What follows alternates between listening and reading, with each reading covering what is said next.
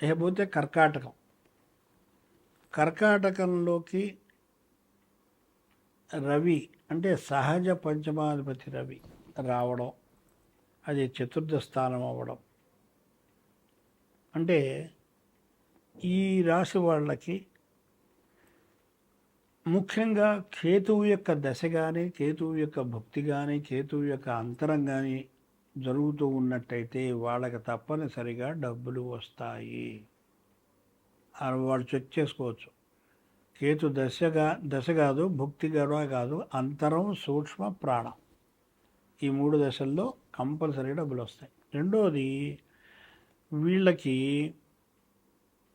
కేతు నక్షత్రం రోజు అంటే అశ్విని, మఘ, మూల ఈ 3 నక్షత్రాల రోజును కూడా మీరు గుర్తుపెట్టుకోవచ్చు.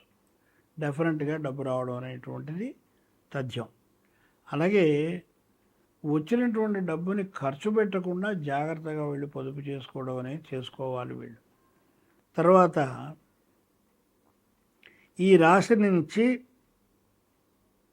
అష్టమంలో రాహువు, కుజుడు, బుధుడు ఉన్నాడు కాబట్టి ఈ 3 గ్రహాలకి ఇందాక చెప్పినటువంటి పరిహారాలు చెయ్యాలి. అలాగే నవమ స్థానంలో శుక్రుడు, శని ఉండడం మూలంగా వీళ్ళకి విదేశీయానం జరిగేటువంటి అవకాశం మనకి కనపడుతోంది. కొంచెం ఆరోగ్యానికి సంబంధించినటువంటి విషయాలు కూడా కాస్త వెలుగులోకి వచ్చి వీళ్ళు కంగారు పడతారు. దానికి ఏం కంగారు పడాల్సినటువంటి అవసరం అక్కర్లేదు. ఈ పరిహారాలు 3 కనుక చేసుకుంటే వాళ్ళకి కర్కాటక రాశి వాళ్ళకి బాగుంటుంది. ఇప్పుడు జగల్లగ్నం. ఈ జగల్లగ్నం పూర్వకాలంలో మనకు రాజులు వేటకి వెళ్ళేవాళ్ళు. వాడు తిరిగి వస్తాడో రాదో తెలియదు, ఎందుకంటే మనం మృగాలు తినేయచ్చు, ఏదైనా కావచ్చు. అప్పటి పరిస్థితులను బట్టి వాళ్ళు రకరకాలుగా అంచనాలు. ఇందాక మనం చెప్పుకుంది వర్షలగ్నం, చైత్ర శుక్ల పాడ్యమి ఏ సమయానికైతే లగ్నం ఏర్పడుతుందో ఆ లగ్నాన్ని బట్టి ఇందాక చెప్పుకున్నాం. ఇప్పుడు జగల్లగ్నం అంటే రవి మేషరాశి ప్రవేశం ఏ రోజైతే, ఏ సమయానికైతే అవుతుందో ఆ రోజున మనం చక్రం వేసి రవి మళ్ళా కర్కాటక, తుల, మకర, 1 మేషం, కర్కాటకం, తుల, మకరం ఈ 4 రాసుల్లో సంచారాన్ని బట్టి దేశ యొక్క గోచారం చెప్పడం అనేటువంటిది ఒక సాంప్రదాయం. ఇది బ్రహ్మాండంగా మనకు తెలుస్తుంది. మంచి ఈసారి రవి 14వ తారీఖు 11 గంటల 47 నిమిషాలకి మేషరాశి ప్రవేశం. తత్కాల లగ్నం వచ్చి మిథున లగ్నం అయింది. లగ్నంలో గురువు ఉన్నాడు కాబట్టి డెఫినెట్లీ దేశం మంచి పురోగభివృద్ధి జరుగుతుంది అనేది ఫండమెంటల్ పాయింట్. రెండోది, గురువు యొక్క దృష్టి పంచమ స్థానం మీద, సప్తమ స్థానం మీద, నవమ స్థానం మీద ఉంది. పంచమ స్థానం అంటే మనం చేసినటువంటి కృషి యొక్క ఫలితం. మనం కష్టపడి పాపం వ్యవసాయదారులు రాత్రనక పగలనక పొలాలు దున్ని సంవత్సరం అంతా ఇడిసే చివరి పంట కోసం పాపం తపతపలాడుతూ ఉంటాడు. ఆ టైంలో కనుక వరదలు వచ్చాయనుకోండి, పరిస్థితి ఏంటి? సో అలాంటివి రాకుండా ఈ గురువు అంటే దైవబలమే, ఇట్స్ ఎ లక్, అది ఉన్నది వ్యవసాయదారులకి అని చెప్తోంది.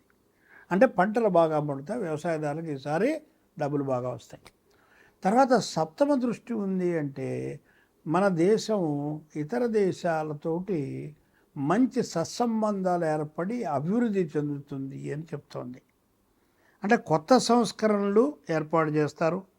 కేంద్రానికి మన ప్రజలకి మధ్య మద్దతు బాగా ఉంటుంది. పరిపాలనా విషయంలో మంచి సపోర్ట్ వస్తుంది బీజేపీకి కానీ, లేకపోతే మన ప్రైమ్ మినిస్టర్ గారికి కానీ. అయితే షేర్ మార్కెట్ బాగా పుంజుకుంటుంది. తర్వాత ధనాగారము అంటే ఫైనాన్షియల్ స్టేటస్కి మన ముఖ్యంగా మన దేశానికి ఏ విధమైనటువంటి ఆర్థిక సంక్షోభం ఈ సంవత్సరం ఉండదు. అలాగే కొత్త సంస్కరణలు మనం ఇందాక అనుకున్నాం. ఇతర దేశాలతోటి మన దేశం యొక్క పేరు ప్రతిష్టలు ఇందాక కూడా చెప్పుకున్నాం, అదే ఇక్కడ మళ్ళీ రిపీట్ అవుతుంది. అంతరిక్ష పరిశోధనలో ఇతర దేశాలతోటి నువ్వు డి అంటే డి అనే లెవెల్లో మన ఇండియా ఉంటుంది, అందులో డౌట్ లేదు. అంటే ఏ అణు సంబంధమైనది కావచ్చు, అంతరిక్షమైనది ఏదైనా సరే దీటి. అందుకని ఇప్పుడు మీరు చూస్తున్నట్టయితే అమెరికా కానీ మిగతా కంట్రీలు కానీ ఆలోచిస్తున్నారు. ట్రంప్ మొదట డ్యాన్స్ చేసినప్పుడు ఇప్పుడు చేయట్లేదు. మిగతా వాళ్ళందరూ కూడా ఎప్పుడు మనకి ఇండియా యొక్క సపోర్ట్ దొరుకుతుందా అని చూస్తున్నారు. ఆర్థికంగా బాగా నిలదొక్కుంటుంది, మంచి నిలకడ వచ్చేస్తుంది, మనకి మంచి వర్షాలు కురుస్తాయి. క్రీడారంగంలో మనం ఎప్పుడు విజయం సాధిస్తాం ఈసారి. అలాగే అగ్ని ప్రమాదాలు, వాహన ప్రమాదాలు మాత్రం చాలా జాగ్రత్త అండి. ప్రతి ఒక్కరికి ఇది అన్ని రాసుల వాళ్ళకే చెప్తున్నాను, ఓన్లీ ఏనాడు శని వాళ్ళకి అని ఎక్కడా లేదు. ప్రతి వాడికి కూడా ఈ గురువు యొక్క సంచారము ఎక్కడో అక్కడ మనం జాగ్రత్తగా ఉంటాం, ఆతడు బర్రని వచ్చి కొట్టిపోతాడు. ఆగి ఉన్నటువంటి వాహనాలను కూడా కొట్టినటువంటి మనకి ఉదంతాలు చాలా మనకి తెలుసు అది వరకు. అలాగే సాగునీటి ప్రాజెక్టులు, మంచి ఇరిగేషన్ ప్రాజెక్ట్స్ మంచి డెవలప్మెంట్ అవుతుంది. అలాగే దేశీయ పరిశ్రమలకి కూడా మంచి అభివృద్ధి వస్తుంది. అంటే ఇతర దేశాల్లో డిమాండ్ పెరుగుతుంది. మన దగ్గర ఉన్నటువంటి పరిశ్రమలు ఏవైతే ఉన్నాయో అది వరకు ఉండేవి భారతదేశంలో, ఇప్పుడంతా పాశ్చాత్య పిచ్చిబట్టి వెనకెళ్ళిపోయినాయి. ఇవన్నీ మళ్ళీ రివైవ్ అవుతాయి. రివైవ్ అయ్యి వాళ్ళు నిలదొక్కుంటారు. దానివల్ల దేశానికి కూడా ఆర్థికంగా మంచి డబ్బు వస్తుంది.